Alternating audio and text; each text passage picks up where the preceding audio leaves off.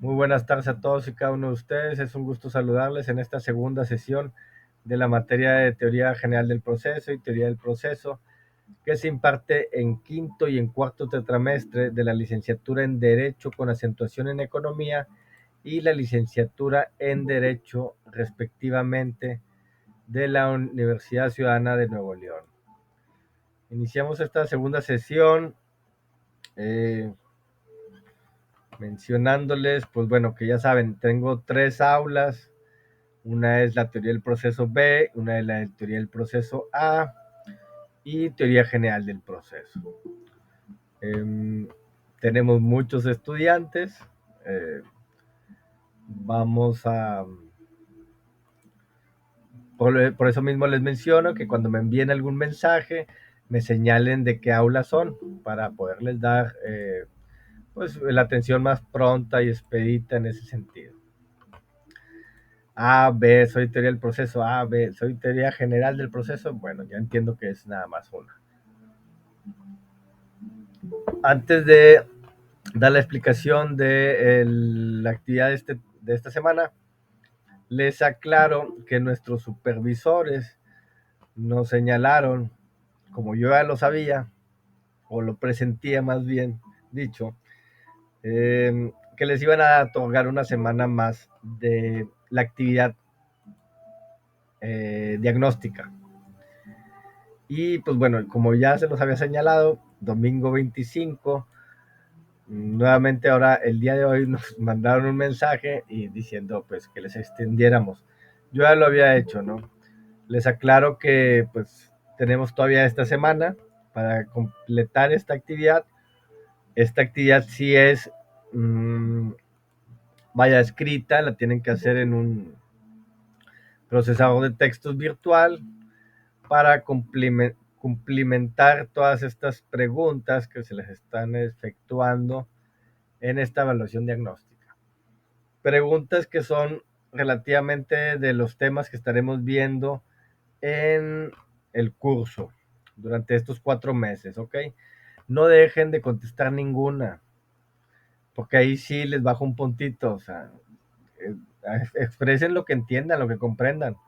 Ya estamos en cuarto y en quinto tetramestre, ya tenemos un sentido de argumentación más desarrollado, ¿no? Como futuros abogados, sí los exhorto que tengamos que escribir, no nada más, pues no sé, no entendí, no sé qué es el proceso, no sé qué sea litigio, o sea, no, por favor no respondan de esa manera porque ahí sí les vamos a bajar un puntito, vaya. Aunque es diagnóstica, yo siento que no es meramente que todas las preguntas estén correctas. Yo siento, valoro más que las respondan con con sus propias palabras, perdón, para que al finalizar ya tengamos esa retrospectiva de decir, yo no sabía que era el proceso, o yo pensaba que el proceso era tan solo no sé, una parte de un juicio. Y no, ya nos damos cuenta, pues bueno, que el proceso implica muchas otras etapas, ¿no? Que están dentro y vaya. En ese entendimiento, al finalizar del curso, eso es el aprendizaje significativo que ustedes van a llegar a tener. Volver a ver una evaluación diagnóstica y al finalizar, pues comprender todo este cúmulo de información, de conocimientos ya adquiridos, ¿no? Y bueno, los exhorto a realizarla y no dejen de contestar ninguna de las preguntas. Son 10, son poquitas, o sea, y tenemos todavía esta semana. Pero ya la siguiente semana, ahora sí, la 2, nos vamos a eh, regularizar. O sea, esta sí semana ya va a ser una semana. Digo, válgame la expresión. Diga, esta actividad sí va tan solo a estar en esta semana. 25 de septiembre se les da como fecha de término, de vencimiento de esta actividad. Y ahora sí vamos a hacer actividades autoevaluables, porque creo que no me voy a dar abasto en el sentido de estar calificando sus evidencias de aprendizaje, ya que sí se me van a acumular muchas, muchas actividades. Ahorita todavía no he revisado la evaluación diagnóstica. Hay muchos que todavía no van a decir, ¿por qué no me la he revisado? Bueno, porque estoy en la construcción de las aulas y luego ya después en esta siguiente semana ya estaré revisando todas sus evaluaciones. No se preocupen. Tengo, ya se los había mencionado y no es, digo, no es queja ni lo tomen como el maestro se está rajando, por decirlo. Pero bueno, antes tenía 117, ahora tengo 122 estudiantes aquí en este aula. Y en el otro, en la B, 122. Bueno, 121. O sea, son muchos estudiantes en cada una de las aulas. Entonces sí, ahí voy a tener que pues, aplicar estas actividades autoevaluables. Ya lo hemos estado manejando, bueno, lo manejamos en derecho penal y así lo vamos a estar manejando también en estas materias, tanto teoría general del proceso, teoría del proceso, y a todos los que les impacta teoría del Estado, pues también. Y creo que es muy práctico también para ustedes, pero no dejen de estar realizando también sus preguntas, porque como ya se pudieron dar cuenta también en el inicio del año que estuvimos con derecho penal, la actividad de regularización, yo les solicito preguntas y ahí pueden ustedes efectuarlas. En esta semana van haciendo 10, 15, en la otra próxima semana otros 10, 15 y así sucesivamente. Al finalizar me anexan todas esas preguntas y van a tener unos puntos extras. Qué mejor, ¿no? Digo, por eso los invito a estar realizando esto. Cuestionario de análisis de lectura sobre el litigio y los medios de solución de controversias en sí. El objetivo de esta semana, de esta sesión, es que el estudiante analiza la teoría del proceso y sus principales planteamientos generales, conoce los principales conceptos y fundamentos de lo que es el litigio, la autotutela, la autocomposición, el desistimiento, el perdón del ofendido, el allanamiento, por mencionar algunos. Todo esto con el fin de entender y llegar a procesar estos términos y aplicar algunos ejemplos y medios de solución. Se distingue la figura del ombudsman, así como qué autoridades intervienen en el arbitraje y el proceso. A grandes rasgos, bueno, vamos a comprender estos términos: litigio, autotutela, la autocomposición, el desistimiento, el perdón del ofendido, el allanamiento. En sí son el primer capítulo del libro de texto del maestro José Valle Favela, que ahorita les estaré mencionando sus páginas. Bueno, el ombudsman es el procurador de los derechos humanos, ¿no? Es el que procura los derechos humanos, que nadie se cometa ilícito, digo, que nadie, que nadie trastoque los derechos de alguna persona, ¿no? Porque me han preguntado qué es el ombudsman. Bueno, ahí de una vez les aclaro. La sesión la estamos llevando a cabo como estaba señalada, 12 de... Ah, perdón, aquí no le cambié. Es el 19, perdón, ahorita lo modifico. Y bueno, tendremos hasta el fecha límite del domingo 25 de septiembre a las 11:30 o a las 23:30 horas. Como siempre se los he señalado, la plataforma está avanzada en tiempo y los va a sacar o los va a eliminar antes de las 11:50, 11:45. Entonces consideren ese adelanto para que no tengan problemas, ¿no? Dejen modificar esta fecha porque sí ya me dio pena. Perdón. Es que son muchas cositas que tenemos que estar cambiando y modificando. Y bueno, a veces se nos van. Sí, ay, perdón.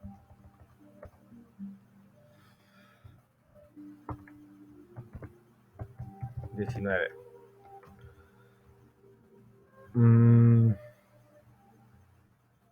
Ok. Bueno, ahorita cambio los de los otros. Las otras páginas. Diga, las otras aulas. Mm, tenemos la sesión, bueno, ya saben. Le damos clic en el cuestionario, en el análisis de lectura. Y ya saben, mis explicaciones van a ser muy similares a las que tuvimos hace inicio del año.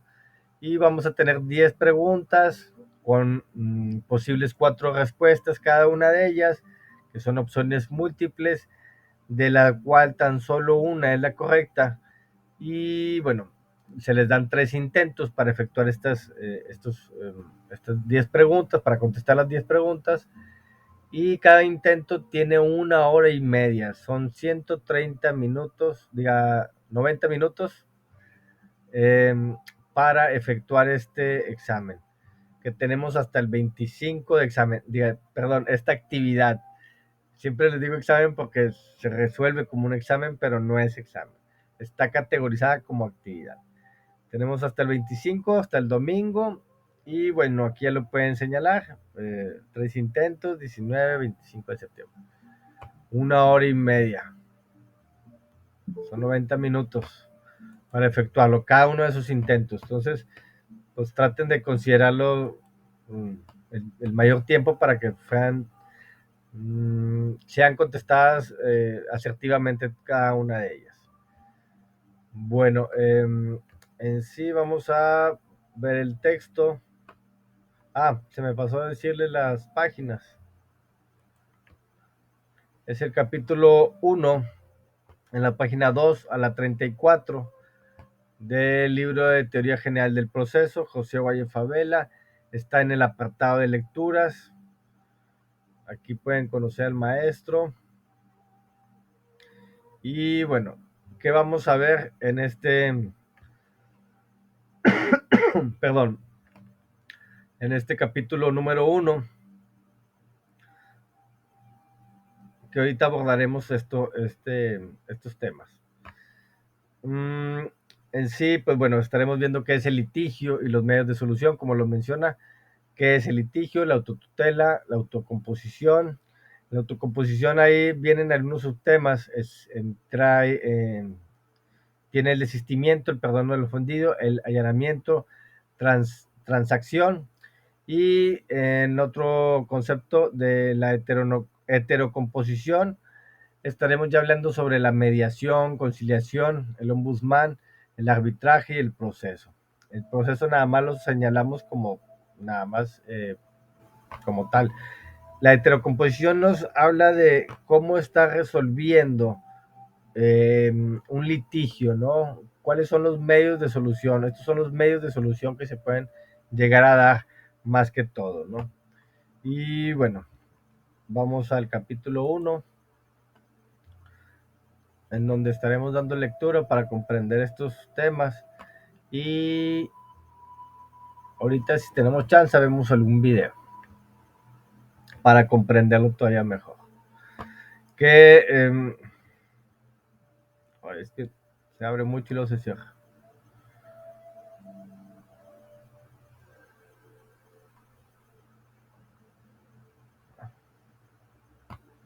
Nos menciona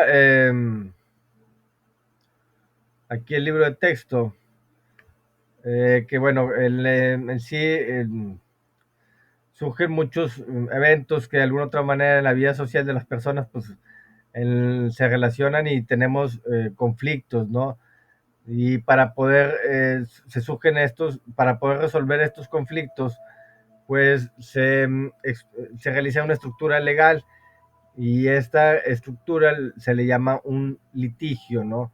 Se compone, pues bueno, entre dos personas, que es esencial, entre dos o más personas que se tienen que dar en conflicto de algún interés en particular, y pues bueno, tiene que ser, y solicitan a una autoridad para resolver este conflicto, vaya. El litigio nos lo señala que, bueno, es que se me fue el término aquí. Dice, un conflicto que surge entre dos empresas que tratan de lograr el predominio de un mercado mientras no traiga consigo una infracción o las leyes sobre la libre concurrencia o de alguna otra disposición jurídica no tendrá carácter de litigio y por lo tanto no serán susceptibles de sometimiento a la decisión del juzgador de un órgano jurisdiccional del Estado por medio del proceso. En similar situación se encontrará una disputa de carácter meramente científico. Bueno, aquí hablamos de que todo puede llegar a ser también, vaya, no se puede llegar a tener el conflicto como tal en ciertos ámbitos, como los surge en los ámbitos, como menciona, en el ámbito científico también, no, vaya, la adquisición de ciertos, ay, se me fue, en el cambio, aquí estoy, en el conflicto de derecho de otorga su tutela a favor de uno de los intereses de pugna y se puede hablar propiamente de un litigio. Para seguir los dos ejemplos que hemos mencionado, podemos señalar que cuando la competencia entre dos empresas o un mercado tenga como consecuencia una infracción a las leyes relativas a la libre concurrencia o alguna otra disposición jurídica, o cuando el debate científico se pronuncien insultos, amenazas o alguna otra violación de ordenamiento jurídico, el conflicto de intereses adquirirá el carácter de un verdadero litigio, por los cuales los intereses podrán someterse al conocimiento y resolución de las autoridades competentes. Bueno, aquí me revolví un poquito, pero lo que queremos decir es que no todos los conflictos no se llegan a litigios, vaya, en sí. O sea, habrá conflictos que se puedan resolver de una manera, con una medida no legal, o sea, sino con métodos de solución de controversias entre las personas y no tengamos que llegar al litigio ante una autoridad. Bueno, continuando con los conceptos que nos señala el libro de la autotutela. La autotutela o autodefensa consiste en la imposición y la pretensión propia de en perjuicio del interés ajeno. Eh, es un medio de solución, dice egoísta, nos señala ahí Alcalá Zamora, en contraposición de la autocomposición, que implica la renuncia a la pretensión propia o a la aceptación de la contraria, por lo cual califica la altruista. La autotutela en sí, la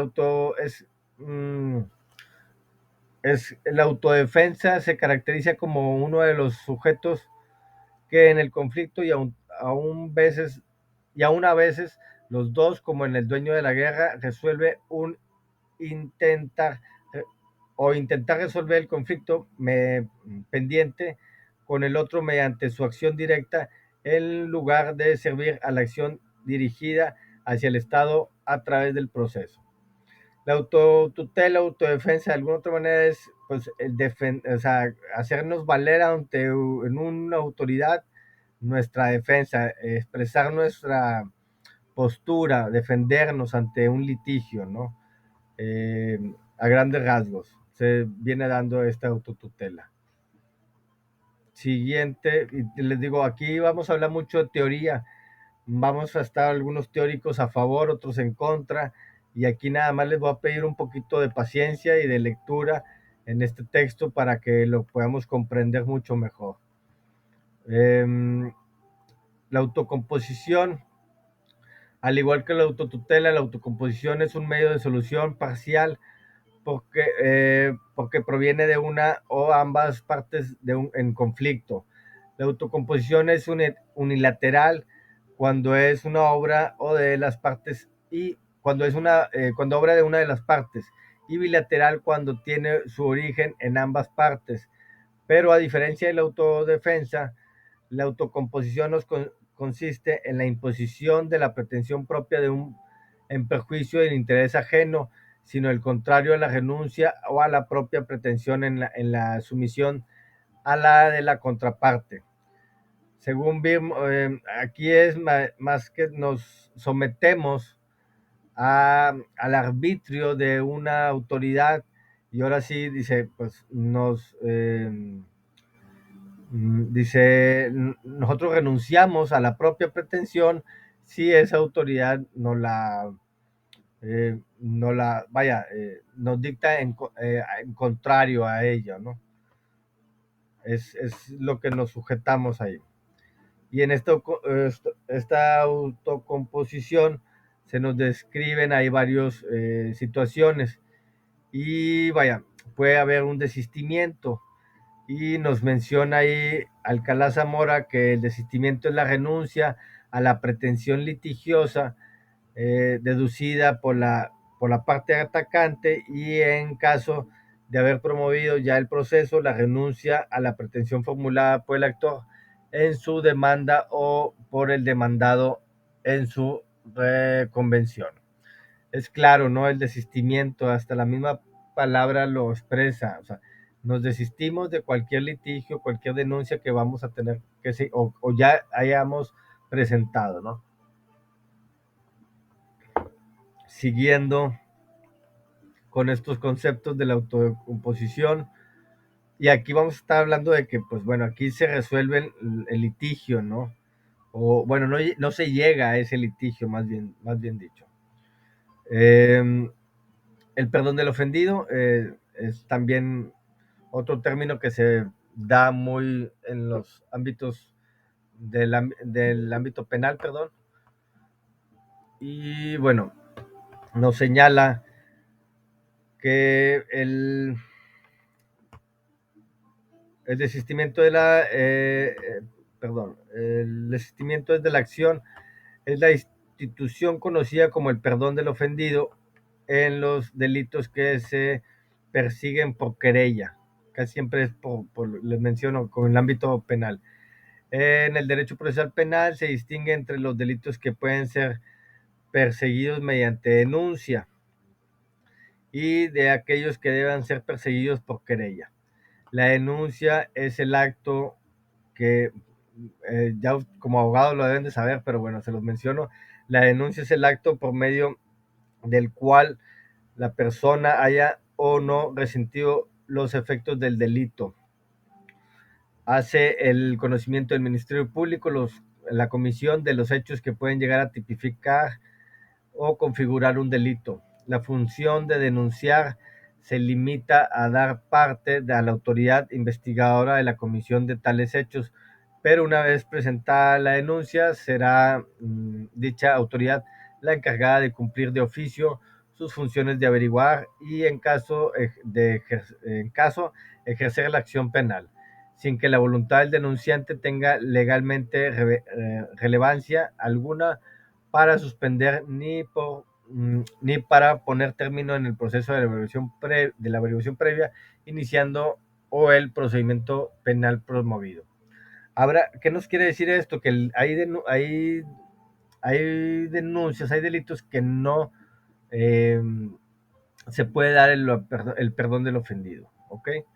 Hay delitos que no pueden ser, no se les puede otorgar el perdón. Podrá hacerse tal vez moralmente, pero igual legalmente se tendrá que dar el seguimiento a esa conducta ilícita que se cometió y que se está sancionando, ¿no? Pero bueno, en otros ámbitos, en otros delitos sí se puede llegar a dar, y esto, pues bueno, extingue cualquier otra persecución que se tenga que seguir dando en consecuencia de este acto ilícito. El allanamiento, en el proceso, en el derecho procesal, perdón, la palabra allanamiento designa la actitud autocompositiva propia de la parte demandada. Consiste en aceptar o en someterse a la pretensión de la parte actora o, bueno, de la parte atacante. Cuando cuando el demandado se allana o se somete a la pretensión de la otra parte, no pone ninguna resistencia frente a aquella, por lo cual no llega a manifestarse realmente un litigio. Por esa razón, cuando el demandado se allana, en el proceso se suprimen las etapas de prueba y de alegatos, y aunque el juzgador cita para sentencia, y pronuncia su resolución a la denominada formalmente sentencia. Esta no tiene realmente tal carácter, no es una decisión sobre un litigio que no llegue siquiera a manifestarse, sino que es simplemente una resolución que aprueba el allanamiento del demandado. ¿Qué quiere decir? Que de alguna otra manera acepta uno, acepta el demandado todas las acusaciones o todo lo que se le está demandando en sí o denunciando. En sí es el allanamiento.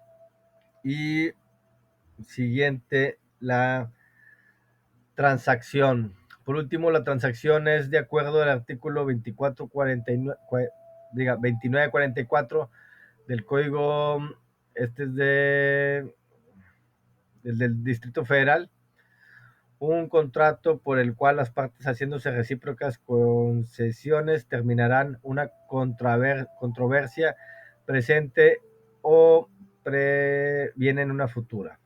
¿Qué es esto? La transacción es un medio de autocomposición bilateral porque a través de las dos partes solucionan el litigio renunciando parcialmente a respectiva pretensión y resistencia.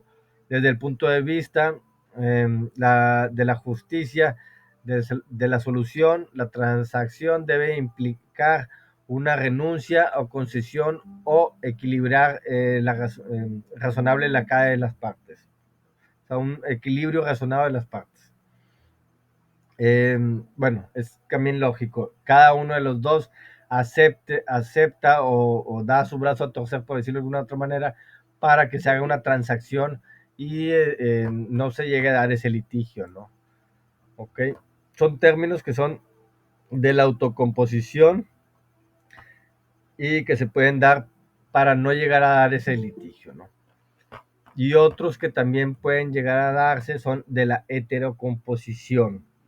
La autocomposición era, pues bueno, era propia de los autores, ya tanto del demandado como el demandante, o el denunciado o el denunciante. Y la heterocomposición nos habla de que la solución del conflicto es calificada de imparcial, porque no va a ser dada por las partes, sino por un tercero ajeno al litigio, un tercero sin interés propio a la controversia. Lo otro, las autocomposiciones nos sometemos nosotros, las dos partes, y aquí la heterocomposición nos vamos a someter a la decisión de un tercero, ¿no? Un mediador, un árbitro, ¿ok?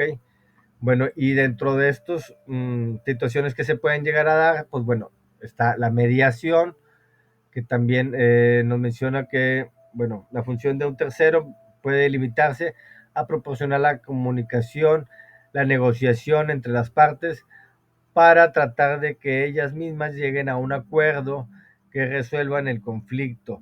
En este caso, el tercero simplemente es un mediador que al hacer posible las condiciones para que las partes intercambien sus puntos de vista sobre el litigio y al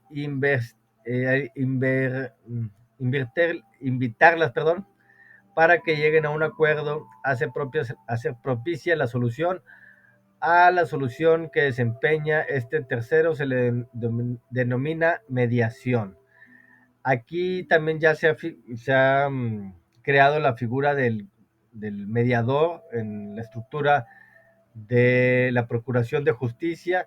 Antes de llegar al Ministerio Público, antes de presentar ya una denuncia como tal, se invita a las partes a platicar con esta persona, con este funcionario.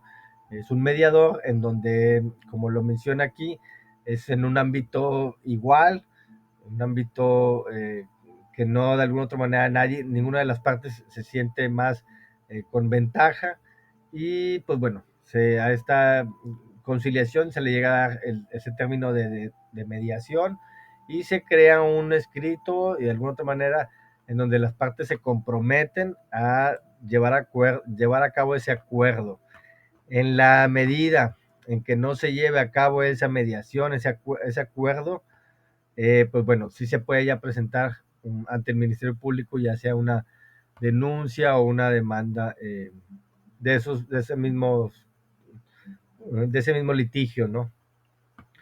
Bueno, otra de las figuras que también nos habla de la heterocomposición, de la que nos estamos sometiendo a un arbitrio, se llama la conciliación. También vamos a estar ante un tercero y bueno, el segundo término, bueno, de conciliación, es que un tercero ajeno a la controversia pueda asumir un papel más activo, consistentemente en proponer a las partes alternativas concretas para que se resuelvan de común acuerdo sus diferencias.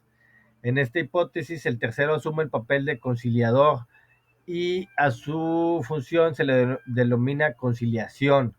El conciliador no se limita a mediar entre las partes, sino que les deben surgir fórmulas especiales para que puedan llegar a un convenio entre ellas. Para que el conciliador pueda desempeñar efectivamente su función, es indispensable que conozca la controversia de que se trate a fin de que a fin de que esté en condiciones de proponer alternativas razonables y equitativas de solución. Claro está, el conciliador tiene un grado más de influencia que un mediador, ¿no? El mediador tan solo, aquí están ustedes, pónganse de acuerdo. Y aquí ya el conciliador sí da unas pautas o aconseja cómo puedan llegar a tener esa conciliación estas dos partes o más partes que estén en litigio, ¿no? Es el acuerdo de litigantes para evitar un pleito o desistir del ya iniciado. En sí, este tipo de métodos ayudan mucho a los juzgados a que no tengan carga de trabajo, porque a veces bueno, se hacen muchos expedientes y luego en sí, pues bueno, se tardan mucho en solucionarlos los diversos tribunales. En sí, estas figuras se han creado recientemente, vaya, eh, por decirlo de alguna manera, para poder llegar a tener evitar esa carga de trabajo en los tribunales. Y bueno, la mediación, la conciliación, y tendremos también el ombudsman. El ombudsman es un tercero ajeno a la controversia, también puede asumir el papel de lo que en el derecho comparado se conoce como ombudsman. Es una institución esta institución nació en la Constitución sueca 1809 como un representante de la Comisión del Parlamento, encargado de cuidar a los derechos generales e individuales del pueblo, de recibir, menciona, las quejas de los particulares contra actos de funcionarios públicos que se estimen violatorios a la ley, de llevar a cabo investigaciones sobre dichos actos, así como de formular las recomendaciones que consideren pertinentes para resolver el problema planteado. El ombudsman, como se los mencionaba al inicio de la descripción de este capítulo, es los derechos humanos. Aquí inicia esta figura hace muchos años en Suecia, en Suecia, perdón. Em, pero aquí nos distingue que era la persona que buscaba que se cumplieran los derechos generales, los individuales del pueblo, son las garantías individuales. En ese sentido, nosotros tenemos la Comisión de Derechos Humanos, ¿no? ¿Y qué hace la Comisión de Derechos Humanos? Pues atiende a todas esas quejas que de alguna otra manera, de personas que de alguna otra manera se sientan afectados o que hayan sido violentados sus derechos por algunos funcionarios públicos. Por lo regular aquí, al presentarse una queja ante derechos humanos, siempre va a ser hacia un funcionario público. ¿ok? Nos vamos a quejar ante estos funcionarios públicos. No es una autoridad como tal, la Comisión Nacional de Derechos Humanos o la Comisión Estatal de cada uno de Derechos Humanos, de cada uno de los estados, perdón. Pero sí da recomendaciones, como lo señala aquí, a la misma autoridad, al superior de ese funcionario, se le hace llegar una recomendación ya ventilado ese asunto en la Comisión de Derechos Humanos, llámese nacional o estatal, se recibe esa queja, se investiga, de alguna otra manera se llega a una resolución que es una recomendación a esa autoridad, ¿no? Y bueno, ese es el apartado también de ombudsman, que muchas veces también se resuelven los litigios y los conflictos por esta vía, ¿no? También es válida. Y bueno, por último tenemos el arbitraje, además de estos tres papeles anteriores, el tercero ajeno a la controversia, también te digo, el de derechos humanos, pero bueno, el arbitraje dice, tiene una función, perdón, tener mayor relevancia en la solución de litigio, ok. Eh, en esta especie de la heterocomposición, el tercero, al que se denomina árbitro, no se limita a poner la solución a las partes, sino que va a disponer dicha solución a través de una resolución obligatoria para las partes a las que se conoce como un laudo. Eh, Sin embargo, para que el arbitraje pueda funcionar, es necesario que previamente las partes hayan aceptado de común acuerdo someterse a este medio de solución. Ok, aquí como podemos señalar un ejemplo, los, eh, las juntas de conciliación y arbitraje son presididas por estos funcionarios, son árbitros, son presidentes de junta, que las partes, llámese obrero, empleado, trabajador, junto con el patrón, vaya, la institución que le está otorgando ese trabajo, tienen algún conflicto, algún litigio, y bueno, se van a someter a esta autoridad. Y claramente nos señala que no hay el nombre de la sentencia llamada como tal dentro de este proceso, se le llama laudo, no hay una sentencia, se llama un laudo que extiende el árbitro y del cual se van a tener que someter las partes a esa decisión, ¿ok? Anteriormente eran como más nos ponemos de acuerdo, a ver si hay alguien que nos guíe, pero no, aquí en el arbitraje sí es someternos a lo que nos diga esta figura, este funcionario, ¿no? Y bueno, por último el proceso, ya ahora sí entramos al inicio, como decía. Por último, cuando vaya al inicio de lo último, porque bueno, vamos a tener la teoría del proceso. Por último, cuando este tercero ajeno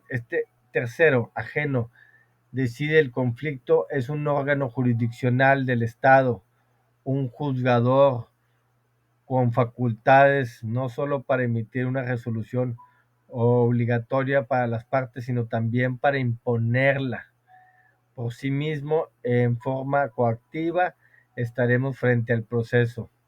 Ok, aquí ya es o sea, ya el proceso, ahora sí ya nos sometemos a lo que nos diga la autoridad como tal, y si no lo llegamos a cumplir, pues bueno, tenemos esas sanciones, ¿no? Esa coactividad que tiene pues como tal el proceso, ¿no? Nos señala ahí Eduardo Couture que el proceso desde el punto de vista de las soluciones es el soluciones de litigio, ¿no? Es el medio idóneo para dirimir imparcialmente por actos de juicio de la autoridad un conflicto de intereses con relevancia jurídica. El proceso de alguna otra manera es como aquí nos menciona ya la solución, cómo vamos a solucionar un litigio, ¿no? un problema que se da entre las partes. Y bueno, como tal ya es el último que estaremos ahí señalando en este libro. Ya es como, digo, ahí sí les pido un poquito de más lectura por parte de ustedes.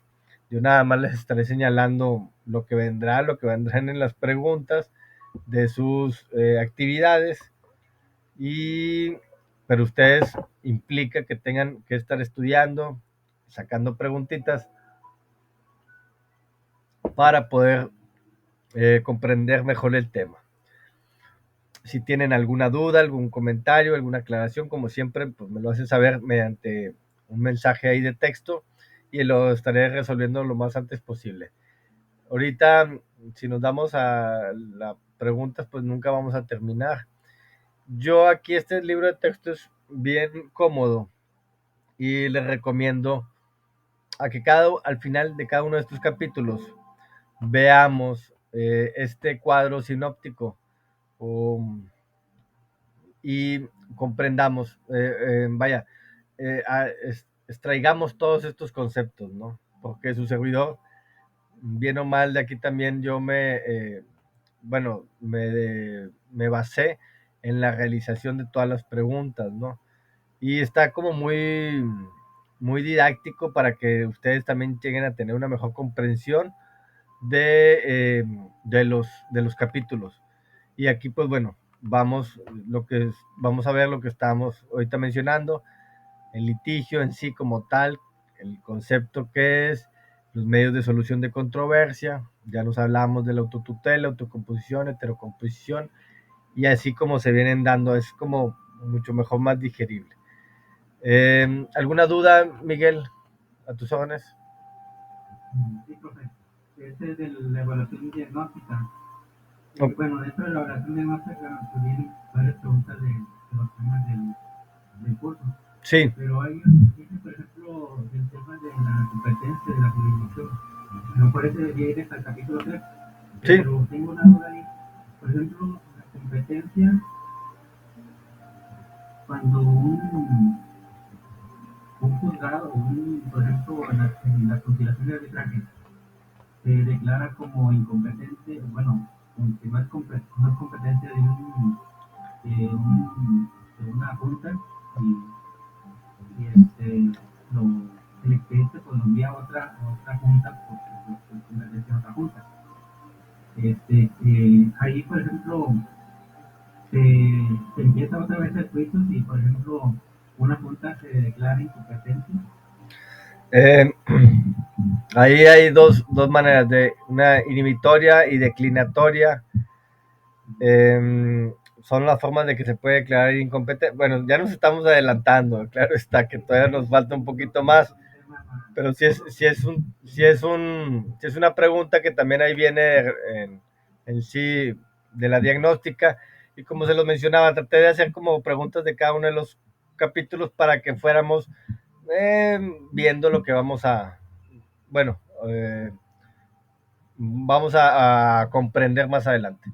Aquí en este caso, en el caso concreto en sí, digo, no soy muy dado a dar respuestas a preguntas concretas como tales, porque nunca acabaríamos en sí.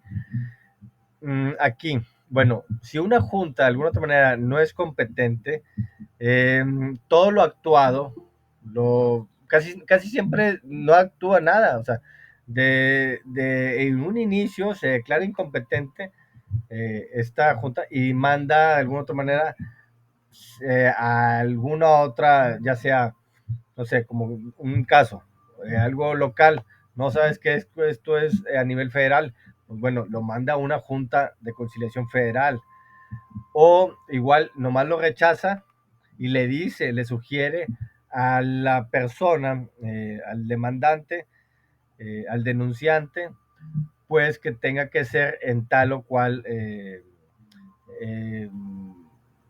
tribunal o en cual otra junta de conciliación.